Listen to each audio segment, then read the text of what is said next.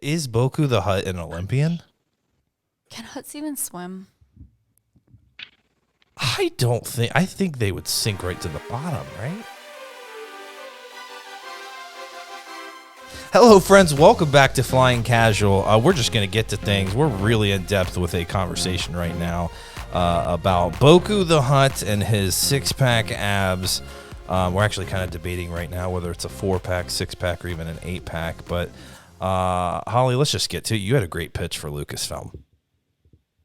Okay, well, yeah, it wasn't even my pitch. I mean, be a little more animated. It's a good pitch. It's a little more animated. Come on. It was you and Luke talking about Bokku being an Olympian. Well, you coined the great phrase. I said if he had a workout program, it would be Beachbody by Bokku. Yeah.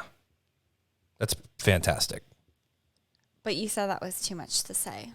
No, I said it's a mouthful. And then I said, so is Bokku. Oh, I think he also followed that up with phrasing. Phrasing, yeah. It's either Bokku or Baku.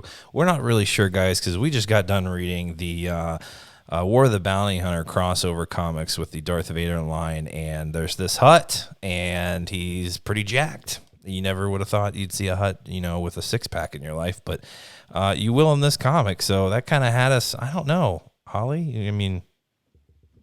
That was probably one of the most interesting parts of the comic.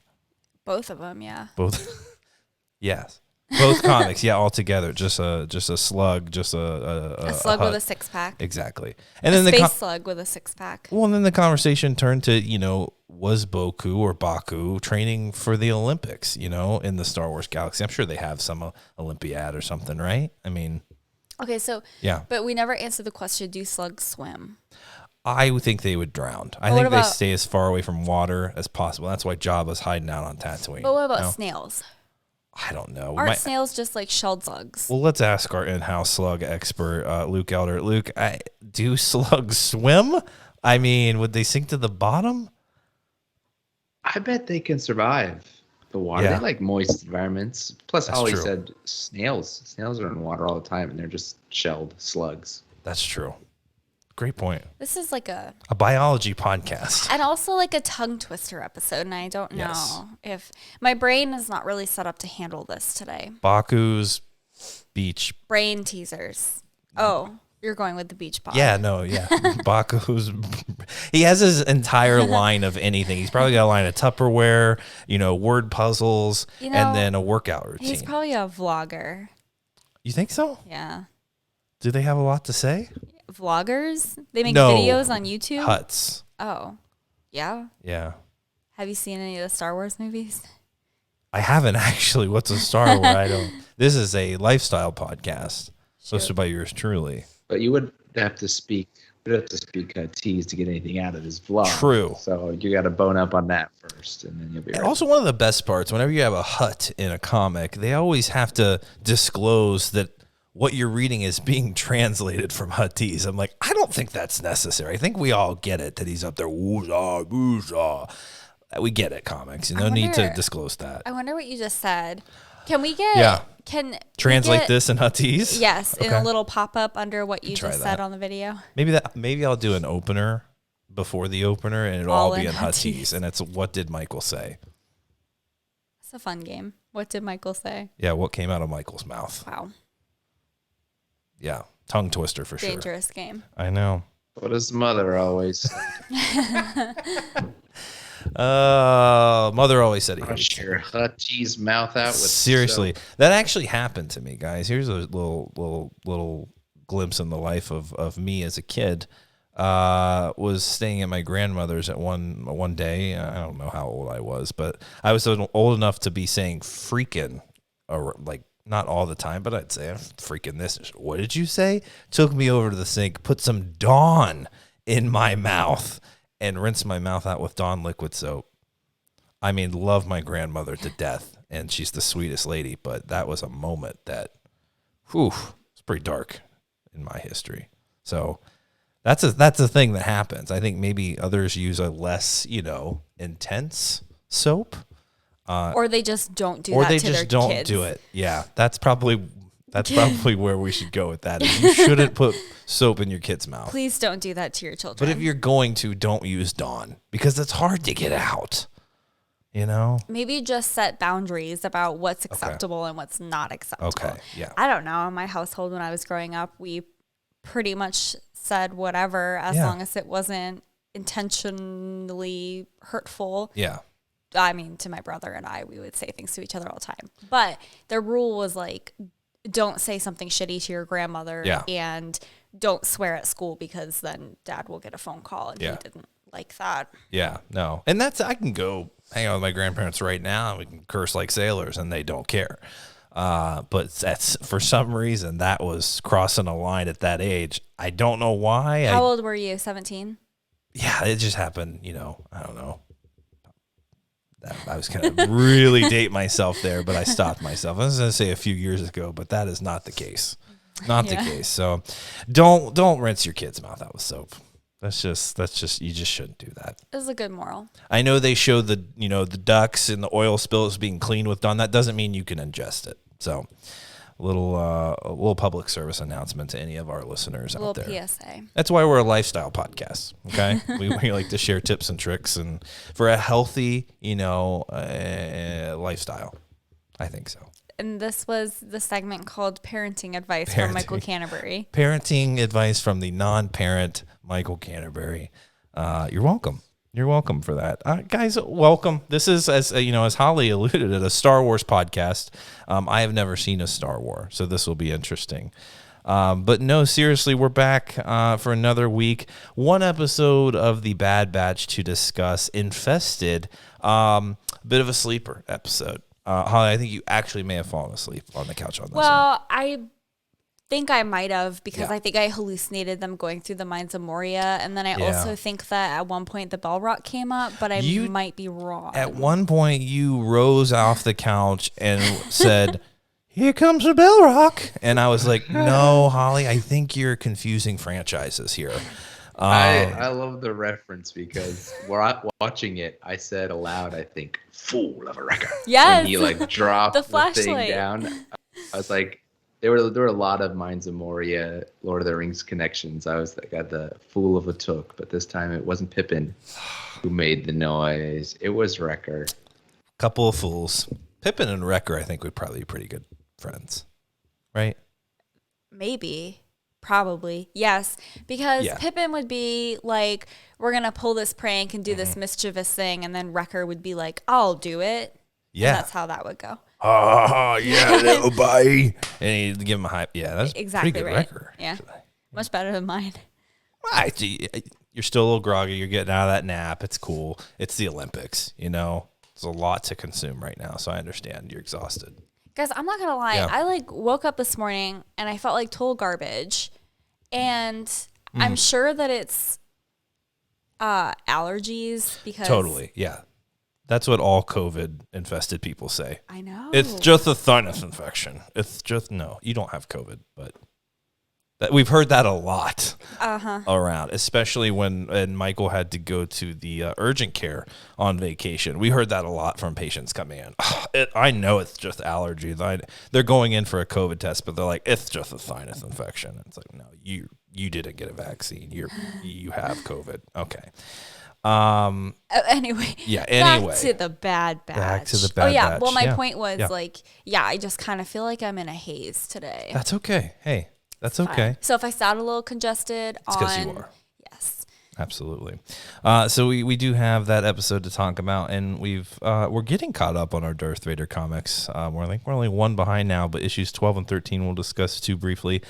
But let's get into the Bad Batch. Luke, as we were, getting ready for our Avett Brothers concert on Friday, I asked you for a little tease and your opinion on this episode. I hadn't watched it yet and kind of was expecting some, in-person fire emojis, thinking we're getting close to the season finale. This should be something epic building up to it. And you stated probably my least favorite episode. And then I watch it and I'm like, yeah, I can see why. What happened here? Why are we showing this little episode that really doesn't feel like it has much significance at this point? I mean, what did you think? Well, I know we were both really hoping for them to play Paranoia and be there at the end and the encore. Yeah. Oh, wait. No, yeah, you're right. You're right. Show. It's a Bad Batch review. Yeah. Bad Batch. Yeah. There's nothing inherently wrong with this episode. It's a very fine adventure. This episode, from what we know right now in the present, suffers from a sequencing issue, I think. It looks like it could have come earlier in the season and it would have fit nicely in the earlier half of the season. It's getting, I think, just annihilated by a lot of fans right now because the Ryloth arc felt like we were building to the bigger picture end of the season climax finale, and dealing with Crosshair actually now hunting them down, whereas before he was like, I kind of if they come on across my path, I'm going to deal with them, but I'm not really like tasked with hunting them down. In the Ryloth arc, it's like, all right, Crosshair, no, go ahead. These guys are a problem. They keep reoccurring as an issue. It's time. Yeah, you're free to go hunt them as you would love to do. And everyone was just ready for it to carry on to the conclusion. I think if you just slide this episode before the Ryloth arc, it's received a lot better. It's like, oh, this is pretty cool. It's got kind of the horror vibe to it. It's got the Mines of Moria. But that's based on what we know now. The next episode could have a lot of tie-ins to this with that new character, Roland, perhaps, or even the Pikes. They could be big factors in the final couple episodes of the season, and then we'd be singing a different tune, having that hindsight. But right now, I think it's just suffering from a strange sequencing decision, as far as we can tell. It was cool getting to see the Pikes again, kind of knowing where we are in this time of history, and that there's this, this grabbing of power going on from these syndicates or these little groups like SIDS. They're pretty vulnerable right now. The Empire is still pretty new.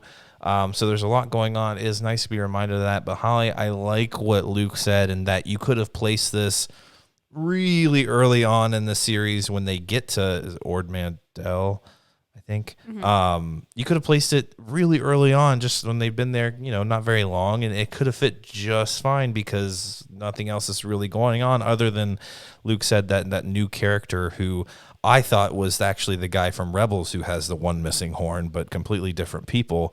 But maybe they meet up and join that group later on. Yeah, okay. So Michael brought that up. I thought that guy felt vaguely familiar, but I didn't remember him from anything in particular. And then Michael was like, wait, is he in Rebels? So I looked it up, and from what I could tell, he's not in Rebels. Yeah. But you do see a very similar being in Rebels who does start his own crime syndicate that has a name. Now I forget what it is. It's like Single Horn Syndicate or One Horn Syndicate. Yeah. So I don't know if that was intentional. I mean, obviously it was intentional. Yeah. And basically the Pikes cut off this guy's horn. He's a newbie to the crime syndicates. He's trying to make a name for himself and kind of trying to like legitimize himself. Like his mom is a big crime person. Yeah, a big person. And a criminal, a crime person? I don't know what I'm talking about. Yeah. Yeah. You make it sound like a bad thing. I think that's what he says to Omega. You're right. But I think that he's just, trying to create a name for himself, and now they've humiliated him. Yeah. By dismembering him. I don't know. Wow. I mean, yeah, so to speak, kind of, right? I mean, and that's a very obvious one too. I crossed the wrong person. Yeah. Or maybe it's a battle scar and saying, you don't want to mess with me, I'll come at you. But mind you, this guy, you could easily call him a devoted follower of the Bell Rock. I mean, very similar horns. Am I mistaken? He's not as fiery or fire emojis intimidating. Yeah. That's true. Is the Bell Rock intimidating though? I felt like they could have just ran from the thing; they would have been fine. But Dumbledore. I always mess this up. This is not planned. Gandalf, right? Good job. Gandalf turns back, and I'm like, you could have just kept going, But he made the ultimate decision. This is a demon that is centuries old. Yeah, I know. It's also fiction, but yeah. Okay. Anyway. He says on a Star Wars podcast. But I don't know. I think that kind of feels like it was like a shout out to that syndicate that's mentioned in Rebels, because you picked up on it. I did. didn't. And Rebels is my favorite Star Wars show. So yeah, the guy's just missing the earring, and the guy from Rebels has a sick accent. But yeah, I just they looked like him. But Roland Durand. Roland Durand. Is his it's name. a great name. And it is. Sounds like he's in a band. You're thinking like Duran Duran? Not so much, but I mean, Roland, popular. Do you think he would be like a metal band, a ska band? I think he's like the wolves. There it is. I actually think he could be in the Ava Brothers. They do have a pretty eclectic group. Yeah, I could see him playing the cello. Yeah, he could easily beat Joe. Listen, just we're all just on this Ava Brothers high, guys, because we just went to our first concert in a long time and outdoors and saw them, so that was exciting. So a lot of Ava Brothers on the mind, but Holly, please continue. Yeah. Anyway, Roland Durand. Yeah. I kind of liked something that I did like about this episode, because I feel like it is getting a lot of hate, but like Luke said, I liked the way that he worded it. Yeah. There's nothing actually wrong with this episode. They just go back to like their daily mission instead of carrying on with this bigger story dealing with the Empire and Crosshair. Although I guess technically everything is all connected. But Roland Durand, I kind of didn't hate him as much as he's kind of like a little shit. Yeah. Like he just seemed very like childish and immature, and he didn't know what he was doing. And so that got taken advantage of. But I kind of liked the interaction that him and Omega had when they were sitting there and the Pikes were holding them hostage. And, you know, he wasn't mean to her. He didn't sound like an evil dude. He's just like, I'm out here doing what I think I need to do. And also he was like super nice to Sid's little creature. Yeah. What's his name? What's her name? Oh, Ruby. Good call. Good pull. And yeah, I mean, Omega says at the end, you know, maybe there are some redeeming qualities in him. You know, Ruby liked him, so I'm sure we'll see him again. Maybe we'll come back and help our friends in a finale or another season or something. So when Luke made that comment about, you know, these might be characters that we will see in the upcoming finale, it seems like they were alluding to something like that when she said something nice about him. I don't know. I feel like they kind of do that. If not this season, a potential follow-up season. Yeah. This seems to me like a character you sort of plant here. They mentioned his mother's a bigger deal than he is, I think. So it kind of makes sense to me in a season 2 that he comes back around and the mother comes into play as well. I kind of don't expect to see him again this season, but we could be surprised. We don't officially have a second season announcement, but this felt like a seed being planted for a second season. I agree. Yeah, I mean, they're setting up a foundation here where we've been exposed to quite a few of the crime syndicates here, and now we've added the Pikes to that. Maybe next season we'll see some Crimson Dawn action, and maybe a certain someone will make an appearance. Oh, Darth Maul. Possibly. Okay. That would be kind of cool. That would be cool. Exactly. Will he be voiced by Sam Witwer? Oh, 1,000%. And it's just, boy. We're Don't get me down the rabbit hole because I'll talk about it the entire episode. But yeah, Holly and I are in season 8 of Smallville. And if you've seen Smallville, that is when Sam Witwer makes his appearance. And we're getting to the end of it. And Holly has no idea what the hell is going to happen. And it's amazing. Best season of Smallville, right, Holly? It's so funny because Michael is obsessed. We know Michael is obsessed with Sam Witwer. He's the man. In a safe, non-creepy way. Yeah, absolutely. But then we saw him when we were in Chicago at that restaurant. I didn't recognize him. Nope. Everyone's like, oh, he's in Smallville. Well, I didn't actually know that until we started watching season 8. And for the first 3 episodes, Michael's like, did you see who was in the opening credits? And I was like, Tom Welling? I don't know. Yeah, no. And I missed it every single episode until he showed up. And then Michael's like, do you know who that is? And I was like, no, I have no idea who that is. It's like you met him in person. I still don't think I knew, but it was Sam Witwer. Yeah. But you don't really hear Darth Maul come out until he kind of goes down that dark road. Exactly. And then you can hear the voice. You really can. It's great. He makes a great villain. But it would be pretty cool to see him in the Bad Batch. 1,000%. I would love to see him in a live action Star Wars because he brings it. But yeah, I think that's a possibility. We're setting some, a baseline of some of our criminal friends, and we'll get more of that, I'm sure, in next season. I mean, who knows? Who knows? The Book of Boba Fett's going to probably dictate a lot of that where we're going, and I don't know. I feel like they're going to be very, very related. That's coming out in December. I think it's the next thing to come out. Yeah. So I don't know. It was a fine episode, but as you guys said, misplaced it was in the timeline. So let's do a better job of that. May it have been. Absolutely. Premonitions. We all had premonitions. Premonitions you speak of. Guys, sometimes when you do the Yoda laugh, I get confused and I think you're trying to do Scooby-Doo. I had a really good Yoda day.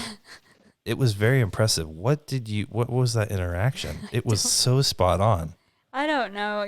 Michael will like randomly do it. I'll hear him talking while he's working, and I like think he's talking to me. I'll like take my headphones out and like listen, and he's like speaking to himself. Sometimes, like he's Master Yoda. No one wants to live in this mind. It's entertaining. No, I entertain myself throughout the day. I don't need anyone else. It's just like 5 different personalities in there. It's a lone wolf. Yeah, well, not really. Davis Bloom. Oh, boy. Let's not spoil it for anyone, but yeah, multiple personalities. Anyway, Luke, have you seen Smallville now? I mean, this is a lifestyle podcast, so we can talk about whatever we want. Have you seen Smallville? I'm sorry, I haven't. Shit. Remember, Luke's not like a big DC Marvel guy. I think you'd enjoy Smallville. I actually agree with that. Yeah. That's all I have to say. I agree with that. It's cheesy at times, but it's just a good show. It's super cheesy. It's a good show. Anything else to say about that episode, guys? I mean, it was what it was. There were disgusting, I don't even think we got a good look at the infested creatures. They look like the monkeys from The Wizard of Oz. Okay. Oh, a little bit. Yeah, like bat monkeys. Ew, yeah. Interesting. I didn't really catch them. Bat bug monkeys. When they first appeared, I thought they were a little Geonosian-like. That's what it felt like, yeah. With all the Geonosian sort of soldier guys who fly around. And I really thought we were going to get some queen at the end that was going to come out of the hole, and that never happened. Phrasing. But, I mean, apparently Tech had some weapon he could have used the entire time. He was like, I'll just throw Flashbanged him. Yeah, it was like a constant flash, like a bang. So yes, that is correct. But the flash wasn't just it was, I don't know. It was reminiscent of What's-Her-Face's maneuver, the Holdo maneuver. Just like that bright light. I don't know, it's crazy. Anyway, yeah, Luke. You hit on one of the big things, like character-wise in the episode, is the continued empathy of Omega. She seems to be able to connect with almost anybody really quickly, and she's very very forgiving and wants to see the best in a lot of people. And for the most part, that served her well throughout the series. She does, despite Roland being an adversary.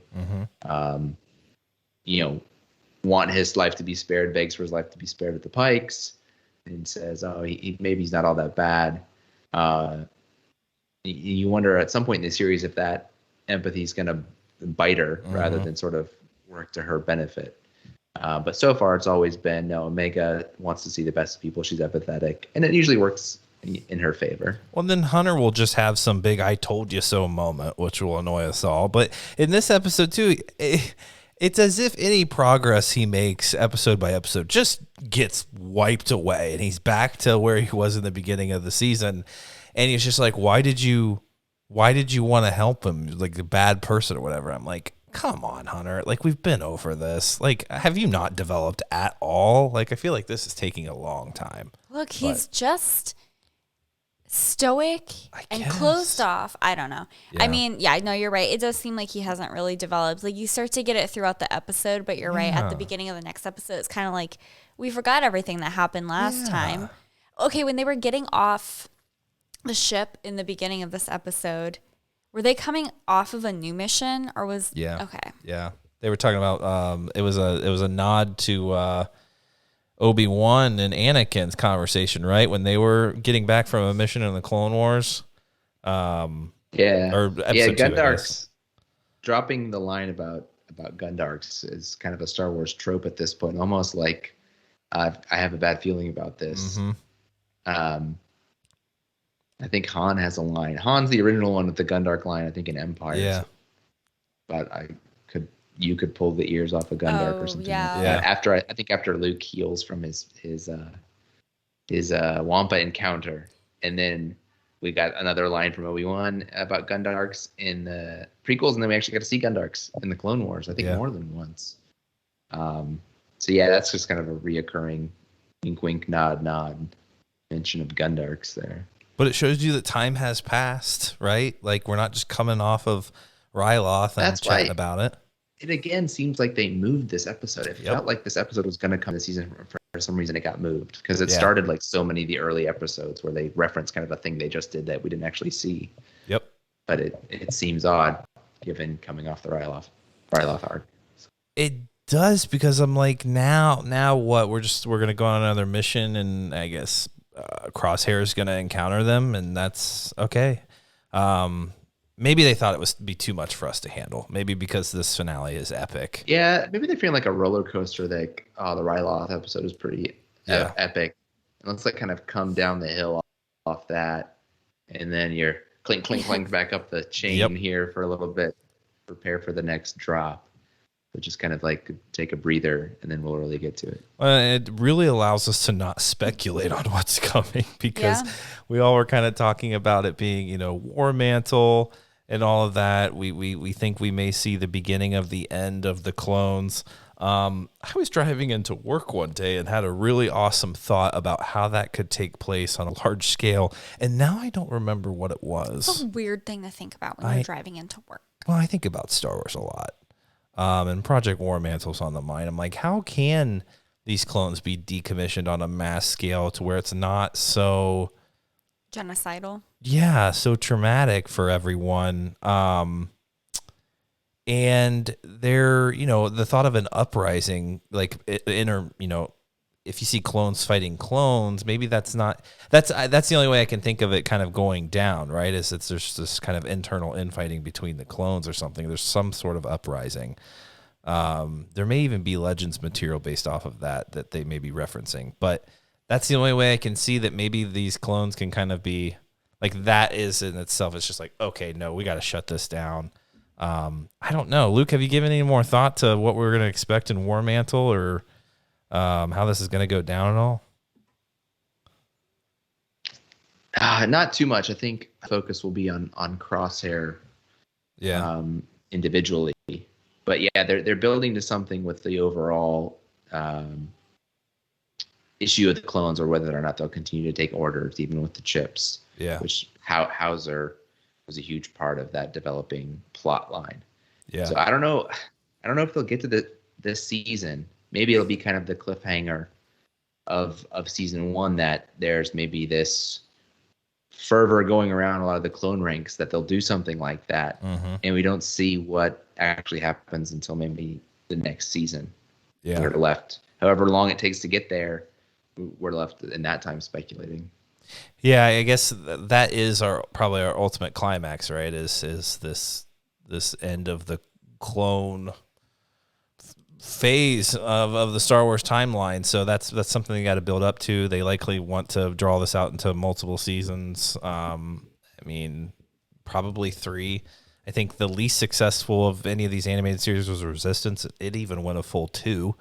So I don't know. It might definitely be a while and long time coming, but just coming off of that high of that last episode, Holly, with Hauser, and just how intense it was coming down from that, that was a little difficult. I was kind of hoping to continue riding that wave, but not so much. I was literally about to say, you just got to ride the wave. Yeah, just holding on.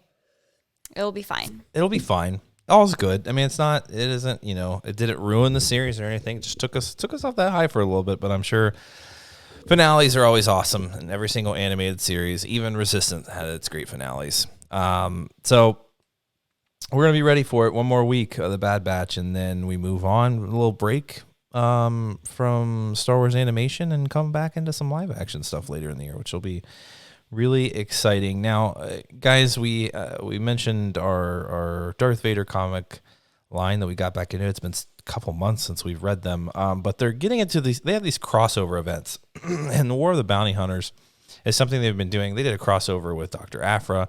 They're now doing it with Darth Vader. I haven't read any of the actual War of the Bounty Hunter line. I'm seeing some good things. I also saw some controversial things earlier in the year. But this one fits with the time period and bringing in the bounty hunters where we are, post episode 5, pre episode 6. And when we left Vader, he just came back from Exegol seeing pretty much the power that the Emperor really possesses, and that, boy, I am really lower on the totem pole than Palpatine. There's no way I can, with this power that he's amassed and these Kyber crystals and stuff, there's no way I can actually touch him. So it seems like he's scheming in some other direction. And so they bring him back to, it seems, the same place where Vader was created on Coruscant, this like secret laboratory chamber, to be fixed. And Palpatine actually wants to fix him. He's like, I think Masa Amida and Sly Moore, is that what you guys said her name is? I can never remember. I think they even asked Palpatine, like, what are we going to do with him? He's like, fix him. We're going to fix him, obviously. And they do. And so you see it's a lot of similarity to episode 3, where Vader is actually getting his suit for the first time, and it seems very painful. And so he's screaming out, he's yelling no, and we start to get more of these flashbacks. And he's talking about pain and these lessons that the Emperor kind of bestowed on him, that the power comes from pain. And he starts thinking about his son. Luke, I thought this was really fascinating because this is a shift for this comic line to where at first Vader is hell-bent on, finding those who pretty much raised his son to be this weak individual. And you maybe even have hope that he would want to find his son and I don't know, not embrace him, but like lead him down a different path. But now there's this shift in direction to where Vader is realizing that his son is weak and that he actually may be the plan that the Emperor has to replace him later on. That maybe the Emperor's secret plan is to actually get rid of Darth Vader. He's seen how weak he is and that he knows his son is powerful. They've sensed it. And maybe that could be in the future for him. It seems now that we've shifted to that, and now Vader is hell-bent on finding his son, and he even says killing him, which I think is a great direction that we're going now, because after Exegol, I was like, okay, where are we going now? What's happening? It felt like it could be the end of the entire series, but now there's this mission to find and kill Luke. I mean, what did you think of that, just that switch? What did you think of these first couple issues? Yeah, I've been trying to think back to our prior discussions on some of the issues leading up to this. And speaking of like the roller coaster that I was mentioning earlier, it does seem like it's really hard to track where Vader is in his feelings towards Luke in this series. And it's supposed to maybe just be like really a struggle for him that he's always going back and forth on. We have Empire where he's like, join me, we'll destroy the Empire, or we'll destroy the Emperor. Yeah. And then after that, he's like, he was weak because he chose not to join me. That means he's weak. I'm going to go find out why he was weak. And then ultimately he decides that Palpatine is his adversary and he needs to take Palpatine out. And he kind of like tries to and says he's going to when he gets to Exegol. Yeah. Like, I'm powerful enough to destroy you. He gets knocked down a couple pegs by Palpatine. And at the end of that Exegol arc, I remember saying in our discussions about it, it seems to me like that Vader at this point has recognized alone he's not enough. Yeah. To take down the Emperor, but his ambition is still to take down the Emperor, is the way I read it, and he sees as Luke as being the only one powerful enough to help him achieve that. Yeah. But then this kind of goes at 180 again in this issue, where it seems like he's just so mad at the world and so sort of re-embracing his darkness at this point that his mind is on just destroy him. He's weak. He didn't join me, and I'll never be able to defeat the Emperor. I've seen what he has in Exegol, and it's too much. And so I'm just going to take out some anger and kill Luke. Go ahead, Holly. Well, Palpatine also says before the droids start repairing Vader, he tells Masamada and Sly Moore, because they're like, why do you want to do this? He wanted to kill you. Why are you going to like give him back all of his power? And he was like, no, he's going to take that anger and he's going to redirect it at somebody else. Yeah. And so far it looks like he is, but great point, Holly. It's it's that almost that rejection there on Bespin that he's still bothered by. Some of those flashbacks were him, cutting off Luke's hand, and he's saying, "You experienced pain, but you didn't do anything with it. When I experienced pain, it made me stronger. I embraced it, and the dark side rose in me. That didn't happen to you." So he's still on this path of like, he believed exactly what the Emperor said, and he thinks that's the route to power. And that rejection on Bespin obviously still fresh in his mind, but now he's with this new information the Emperor's given him. He's almost just like, no, like, you rejected the path to power, not just me, but you have completely rejected, embracing your destiny, so to speak, as my son. You're pretty much just going down the wrong road. And now I know that. And there was multiple flashbacks like that with him. So I love that. Yeah, he was saying he's going to direct that somewhere else. And don't worry, Masamita and Sly Moore, like, you're below him. He's never even going to notice you. It's not going to be directed at you. And I'm way too far above him. He ain't going to redirect it at me. So obviously it seems like it's being now directed at Luke Skywalker. And Luke, you're via Han Solo. Well, he's got to find him, right? And so Luke, but you're right. It felt like the natural progression was Vader still wanting to bring down Palpatine when we're going into episode 6 and try to use his son, and both of them together can bring him down. Because we get a little bit out of their initial conversations in episode 6. Because so that felt like the natural progression to that. But this, it was a little jarring to be like, wait, he wants to go kill Luke, but I don't know, I'm kind of on board with him. Like, let's see where this goes. Like, are we gonna have another confrontation? What else are we gonna learn here? What else is gonna change Vader's mind? So it's fascinating. So now he's hell-bent on finding Luke and killing him, and he talks about, he goes through all these flashbacks. You blew up the Death Star. You've done all these things, and you think you're heroic, and you think you're great, and you think you're powerful, but you're not. The only time you've ever experienced any sort of like win has been with your friends. And so he's hell-bent on finding Han Solo. And he has some flashbacks of Han kind of interrupting the trench run there to blow up the Death Star. So I guess he wants information from Han to find Luke, or maybe he's out to punish everyone involved at this point. I think he is trying to find Han because he thinks that's going to help him track down Luke. Because anytime Luke's friends have been in peril, he's always come to their aid, right? Exactly. And that's what happened on Bespin. So you're exactly right. Let's find Frozen. Is Han frozen at this point? I mean, Boba Fett lost. Well, no, Boba Fett lost him. Well, that's what they say. But at this point, Han's not frozen in Carbonite, right? He's out and about. That was post episode 5, so he's been thawed out. No, he is in Carbonite at this point. He is?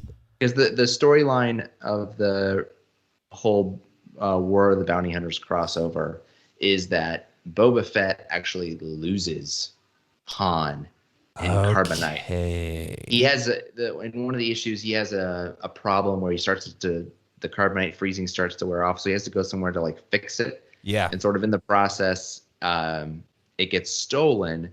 There's a very big character in Syndicate who steals him. I don't know. I want to reveal here, in case people don't want to know.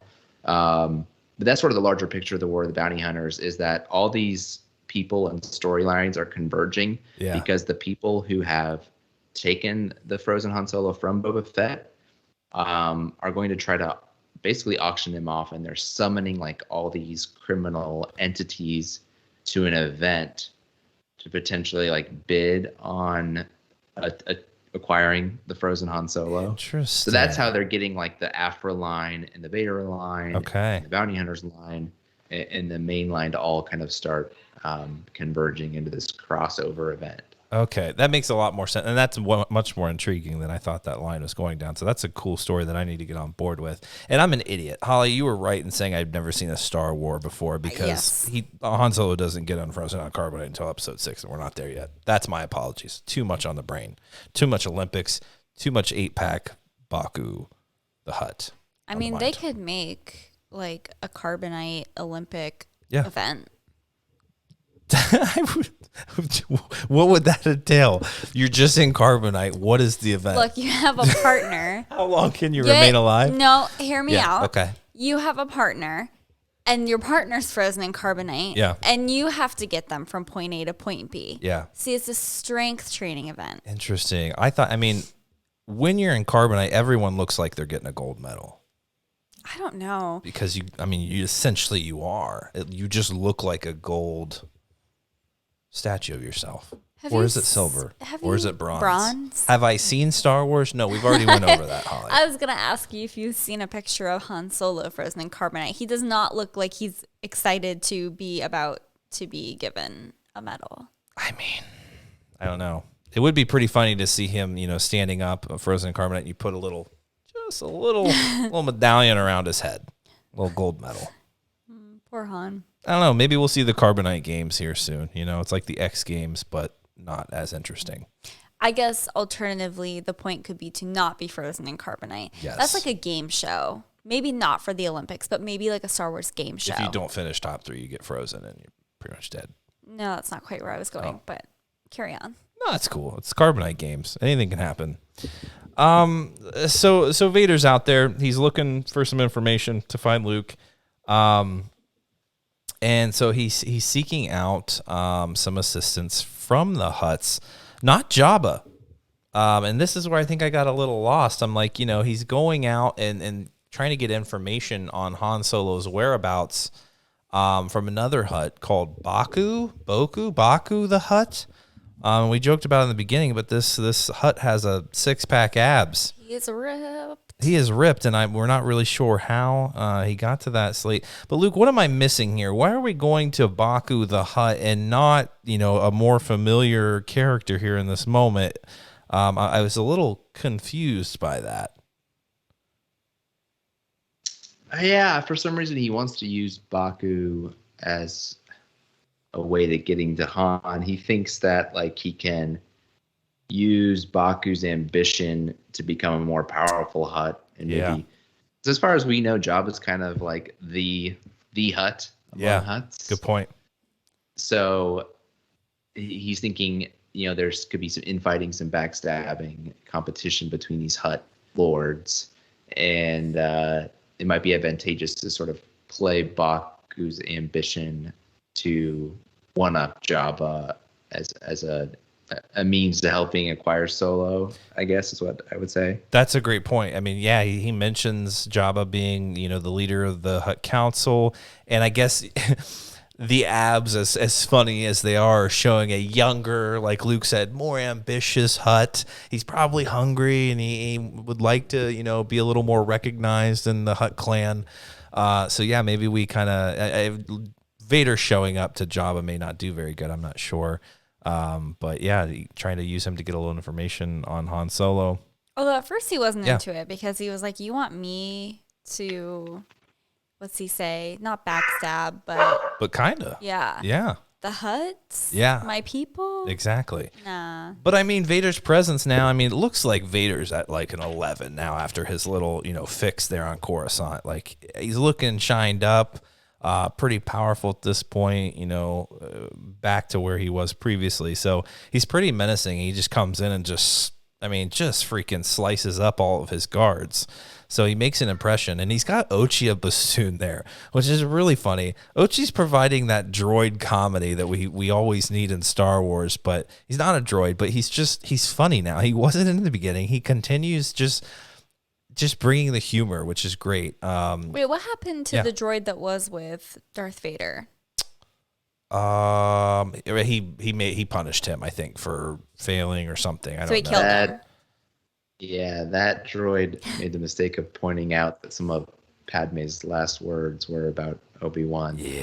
Or were with Obi-Wan, and Vader did not like the droid reminding him of that. No. I didn't remember that. Droid couldn't help it. It's been so long. It's just that is what happened. The droid's just recanting it for me. It's like, oh, hell droid no. gonna do. Yeah, so Ochi's a little more accommodating, right? Like Ochi, he's seen Vader's wrath. He's gotten whooped by him. He's like, I'm following this big guy now because I know my place, and I survived, and a lot of it's thanks to him. So I'm just gonna continue on and hopefully ride this out.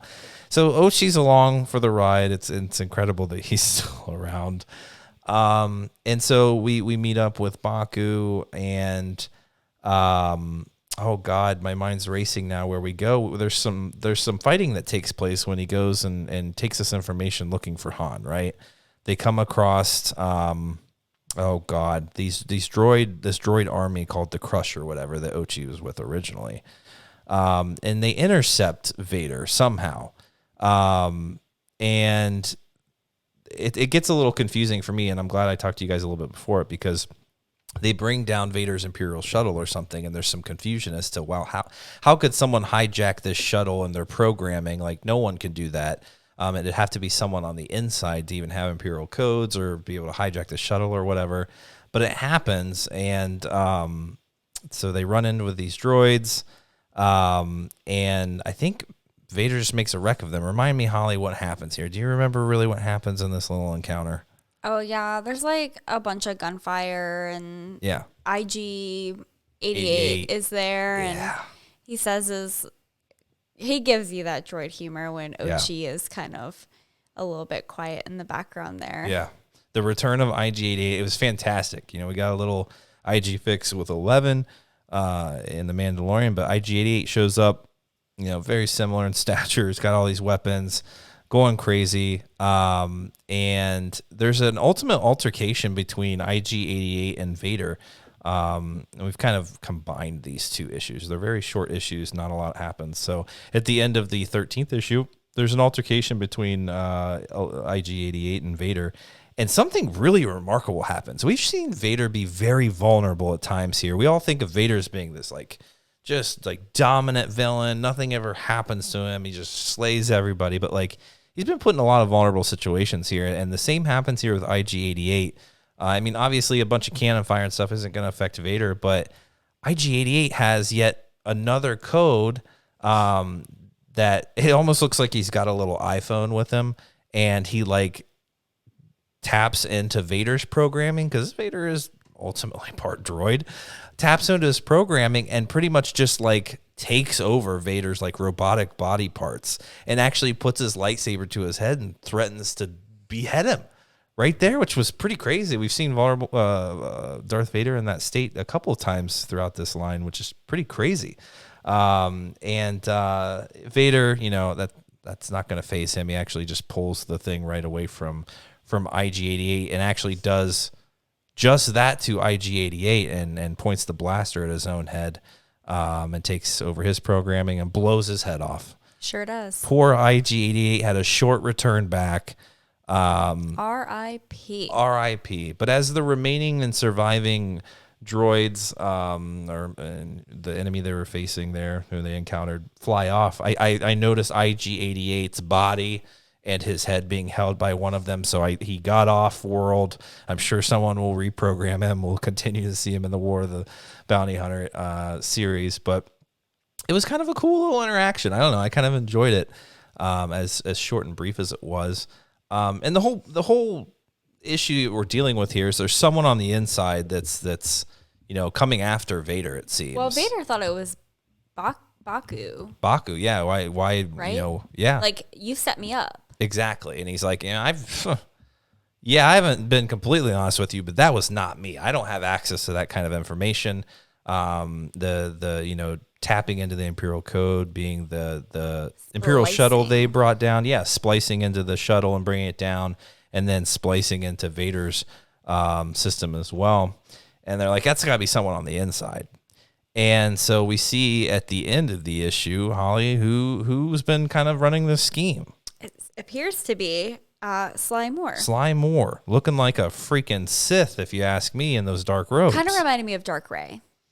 I thought it was some Sith, underground, shadow syndicate, but I was mistaken. Luke, it looks like there's a lot of, there's not just infighting going on in the Empire with Vader and Palpatine, but even some of the lower prong folk, Sly Moore has her own agenda, and she mentioned, rising from the shadows, like it almost sounds like she's standing along with like 6 or 7 other people they got these like dark hoods and looks like they're a part of this clan or something. Almost like the Shadow Syndicate kind of, running behind the scenes, this Imperial government. What are her ambitions here? Is it to topple the Emperor and his sidekick Vader, or is it to take Vader's place, or is there something personal here? Maybe Vader, turned her down. I don't know what happened. Yeah, no, she's a full-on like sycophant for the Emperor, I think. So I think her ambition is to simply rise in the rankings of his underlings by having Vader out of the way. I imagine she's intensely jealous of Vader. Yeah, I imagine. It goes all the way back to when she was dismissed at the opera, and she didn't get to hear the tale of Darth Plagueis the Wise. She was told to get out of there. She can hold a grudge. So that's the grudge. Oh my God! This all originates from. Dude, that is so funny. It started at the opera, just when you were little Annie. I will seek my revenge. I will have my revenge.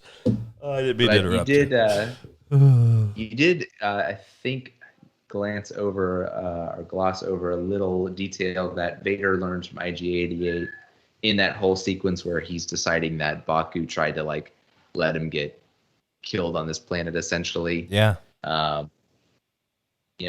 They plug in kind of IG-88's information about what he knows about Solo, and what comes up on the screen is the Crimson Dawn symbol. So that was one of the big revelations, and that's part of what ties into sort of the crossover event overall, is that it's the reemergence of Crimson Dawn. Luke, I'm so glad you brought that up, because when we saw that, it immediately went to Solo, right? That's kind of where we see the first appearance of Crimson Dawn, this syndicate that kind of is over all the other syndicates, so to speak. And then the next page is this figure in a dark, hood with their back turned to IG-88. And I'm just like, oh my God, it's Maul. And then I had to have one of those moments to reset myself and understand where we are in the timeline. But then I was like, what if he returned? I mean, anything is possible. Come on, crazy. Come But it on. ended up being Slime More, so I was a little bummed out. But I was like, why did you even get excited for that, Michael? That doesn't make any sense. Because you've never seen Star Wars, you don't understand the timeline. Why am I doing this? For fun. Speculating on a franchise I've never seen, read, or heard of. It's interesting, fascinating. I just love the fact that Slime More is just because Palpatine is just kind of a dick to her, right? Like, leave us. Like, she's like, wait a second. No, like, I'm his right. No, for this punk kid? What? And now he's more man than machine than man. Like, let's get rid of this guy. Like, what a putz.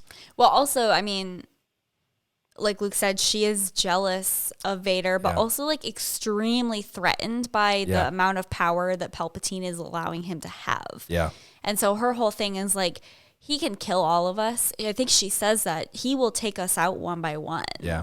Yeah. And so, I mean, what do? You got to get rid of him. Yeah. Damn. It's crazy. I mean, there's like in Legends books and stuff, the Emperor had, other people out there doing his bidding. That Vader was almost even competing with, but this is kind of different. I can't recall anything seeing this kind of high level infighting and some betrayal when they're all just supposed to be on the same team. But you know what? Power, boy, it messes with you, right, Holly? Right. Let them destroy themselves from the inside out, I guess. You just gotta wait long enough, But. Opportunity. Anything else, Luke, about those two issues? I mean, I wasn't expecting much out of this crossover event, but I was pleasantly surprised what I was getting. I like this new direction that we're kind of going with Vader, and I thought they did a cool job of bringing in the bounty hunters here and tying in that story. It makes me way more interested to read the War of the Bounty Hunters, which is exactly what these crossover events are all about. So now I'm on board, and I think I'm going to have to pick that up. I mean, is it doing exactly what you expected? Because you said you're reading The War of the Bounty Hunters right now. Yeah, I'm trying to keep up with everything. Definitely helps to kind of see the full picture. I was surprised to see the Sly Moore angle come in here, sort of tying it back to all the infighting in the Emperor's court, because it seemed like it was going to focus mostly on his hunt for Solo. Yeah, that we were kind of shifting away from the infighting and who's at what pecking order underneath Palpatine. But that element's going to continue even through this hunt for Solo and this War of the Bounty Hunters crossover period. So that was a bit surprising. I'm assuming we see Vader eventually kill Sly Moore in this arc, because she's not around. In on the Death Star there when some of those other creepy dudes are hanging out with Emperor Palpatine in his throne room. So you could easily have her meet her demise here, and it wouldn't conflict with anything. So it would make sense. I think Sly's days are numbered here. Yeah, it does, Holly, make a lot of sense. Like Luke said, we don't see her, and I mean, I'm not exactly sure what Sly and Masamita's like jobs even are, like, so is Vader going to try to prove himself to his master, and getting rid of these guys, or saying you can't trust them? Like, I'm the only one you can trust, because there still are going to be some intentions to bring down Palpatine. Like, that has to still be there. I don't think our experience on Exegol completely, kind of remove that from Vader's plans. But yeah, I think that's a slam dunk, like Luke said, that he's gonna seek some revenge on those guys, and he's gonna find out what exactly is going on. And I'm sure Ochi will be there along for the ride to just drop some comedy. So I'm enjoying this a lot more, and I think I'm probably gonna pick up the War of the Bounty Hunters, and continue that on along with Afra. But Holly, any thoughts? I mean, you kind of blew through those. Any closing thoughts on the? I don't think I have any closing thoughts. I know, like, we had talked in previous episodes about, like, okay, at some point, because like Vader was going after Palpatine pretty hard. Yeah. And we're like, at some point, he's going to have to make another shift, because we know that there's still parts of the original trilogy that we haven't hit. And we know that Vader doesn't turn against Palpatine right now. Exactly. So something had to change. So I think this kind of, to me, this works. It explains why there was that shift in mentality from him. So I guess I'm okay with that. Yeah, I like it. And I don't think we're going to see any more confrontations with, Luke and Vader. They're fitting in a lot of additional confrontations that none of us ever thought, with Obi-Wan and Vader, and Luke and Vader, even in the main line, had a confrontation. Doesn't seem like they're going to do that again, but yeah, will he have any other interactions? Will he find Han Solo? Like, what's going to happen up to episode 6 that, like you said, is going to start changing Vader's mind? What is it going to take?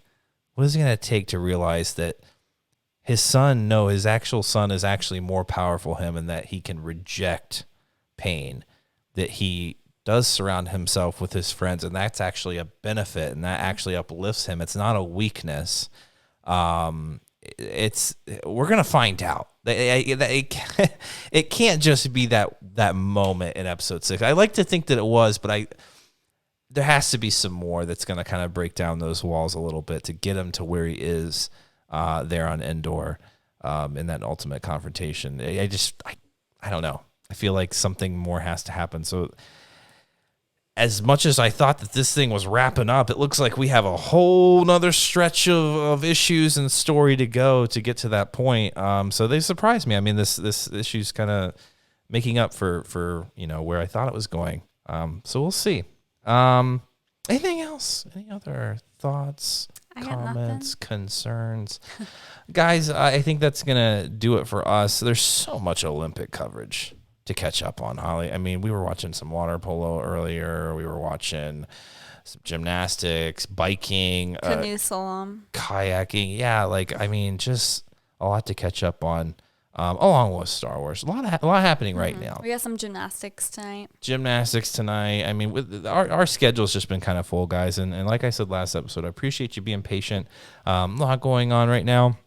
But we're trying to make time to enjoy our favorite franchise and talk about it at length for you guys. And I hope you're enjoying that. So let us know if you are. Give us a review on your platform of choice if you can, or check out our Facebook group. Not so much Twitter. I think Holly gave up on Twitter, but every once in a while she'll make an appearance and say something really funny. I broke up with Twitter. It's permanent this time. I don't know. Is it Facebook official? Oh, I still have the app. I just I'm on it and I read a couple tweets and I'm like, ew. Yeah. I absolutely despise it. Yeah. But what are you going to do? Not tweet.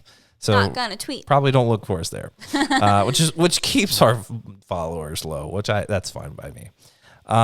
So guys, I appreciate you. I hope y'all are getting your Olympic fix as well. Go Team USA. Well, go world. It's cool that we're actually getting to watch this and experience it, especially in the state that we are right now. But let's hope that things get better and continue to get better and not turn for the worst. But it is nice to kind of turn that aside and enjoy something for once. So hope you enjoy it, guys. Continue enjoying Star Wars. We're going to be ready for a finale of the Bad Batch here soon, so we'll be ready to talk about it. So take care of each other out there, and may the Force be with you always.